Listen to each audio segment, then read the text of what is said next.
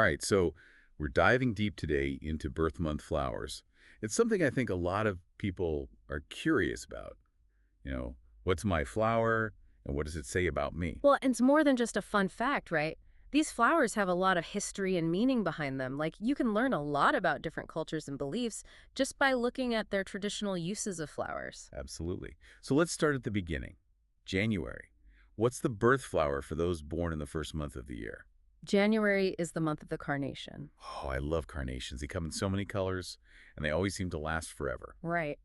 They're definitely known for their vibrancy and longevity, and that actually ties in with their symbolism. Oh, In ancient Rome, they used carnations to make these big celebratory garlands. makes sense. They definitely have a festive vibe. And then later on, in the Victorian era, people started using carnations to send secret messages. Like, different colors meant different things. Oh, so like a secret language of flowers. Exactly.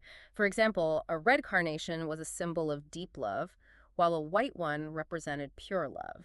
Interesting. So if you were born in January, maybe you're someone who brings that same kind of vibrant energy to the world. Like, always up for a celebration and good at expressing yourself. It's possible. Now, for February, we have a flower that's often associated with romance. Can you guess? February, Valentine's Day. Has to be the rose, right? Close, but not quite. February's flower is the violet. The violet. Oh, okay. I can see the connection to Valentine's Day, though. They're very sweet and delicate. Definitely. Violets are often associated with loyalty, faithfulness, and humility. And humility makes sense, too. They sort of bloom close to the ground, almost hidden. That's a good observation. And you know what's really interesting is that in ancient Greece, they believed violets had protective powers and even used them in love potions. Love potions, secret messages. These flowers are full of surprises. What about March? As winter starts to fade, what pops up? March brings us the daffodil, a true symbol of spring. Daffodils. Yes, those bright yellow blooms are definitely a sign that warmer days are coming. Exactly. Daffodils represent new beginnings, rebirth, and hope. That feeling of optimism you get when spring finally arrives. It's like they're pushing through the darkness to reach the sunshine. I love that image. And, it's not a coincidence that daffodils are associated with new life in a lot of cultures. They often show up in spring festivals and celebrations. Okay, so we've had carnations for January, violets for February, and daffodils for March. Now, on to April. Well, actually, you know what they say? April showers bring. Mayflowers, of course. But what specific flower is associated with May? May is the month of the lily of the valley. Lily of the Valley. I'm not as familiar with that one. What are they like? They're tiny little bell-shaped flowers with a really strong, sweet fragrance. You often see them in bouquets. I'm picturing them now. They sound pretty. Oh, they are. And they're associated with happiness, humility, and sweetness. So, kind of similar themes to the violet then. Yeah, I guess you could say that.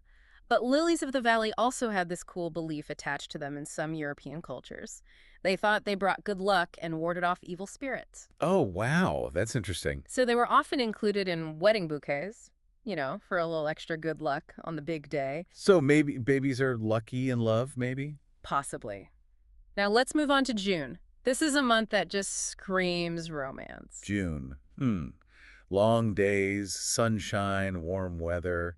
Yeah, definitely romantic. And what better flower to represent June than the rose? Ah, the rose, the classic symbol of love and passion. Exactly. It's been inspiring poets, songwriters, artists for centuries. I can't go wrong with a rose. But there's even more to the rose than meets the eye. Did you know that different colors of roses have different meanings? Oh, really? So like the carnations, there's a whole secret language going on. You got it.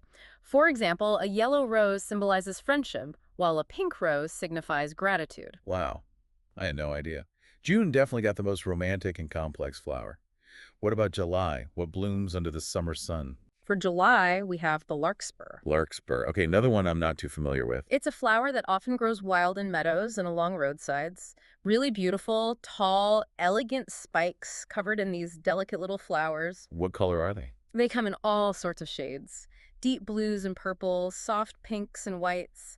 Really a variety. Sounds lovely. What does the larkspur symbolize? The larkspur represents a carefree spirit, an open heart, and strong bonds of love. Okay, so July is all about embracing life and spreading the love. Now, what about August? What's the flower for that month? August is represented by the gladiolus. Gladiolus. Now that's a flower I recognize. They're tall and impressive. They are, with those sword-shaped leaves and big, beautiful blooms, and they Yeah. symbolize strength of character, integrity, and remembrance. Interesting. Those qualities definitely fit with the image of the gladiolus. Strong and upright. And you know, the gladiolus was a favorite in ancient Rome. They often gave them to gladiators. Wow, really? For their courage and strength, I imagine? Exactly. So there's a definite connection there to those born in August, known for their bold spirit. From gladiators to August babies, that's pretty cool. What about September? What flower ushers in the start of fall? September brings us the aster. Aster. Oh, I love asters, those pretty star-shaped flowers that come in all sorts of colors. You got it. And they represent love, wisdom, faith, and valor. Asters are definitely a favorite of mine. They add a touch of magic to the garden, especially as things start to wind down in fall. And there's a beautiful story from Greek mythology about how asters came to be. They were believed to have sprung from the tears of the goddess Astraea. Wait, really? Why was she crying? Well, she was really saddened by the lack of stars in the sky, so she wept, and her tears transformed into these beautiful star-like flowers. Oh, wow. That's such a beautiful story. Yeah. Okay, so we're moving deeper into fall now. What about October? October is the month of the marigold. Marigolds. Those bright orange and yellow flowers are a staple in fall gardens. Exactly. And while they're often associated with warmth and creativity, they also have a strong connection to remembrance and the cycle of life and death. Interesting. I wouldn't have thought of that. Well, in Mexico, marigolds play a central role in Day of the Dead celebrations. Families create these beautiful altars adorned with marigolds to honor and welcome the spirits of their loved ones. Oh, wow. That's a beautiful tradition. What about November? For November, we have the chrysanthemum. Chrysanthemums. They come in so many different varieties. Some are big and showy, others are small and delicate. Right. They bloom in a stunning array of colors and forms, which makes sense given that they symbolize longevity, joy, optimism, and fidelity. Those are all really positive associations. Definitely. And they fit well with November, a month often associated with gratitude and togetherness. Absolutely.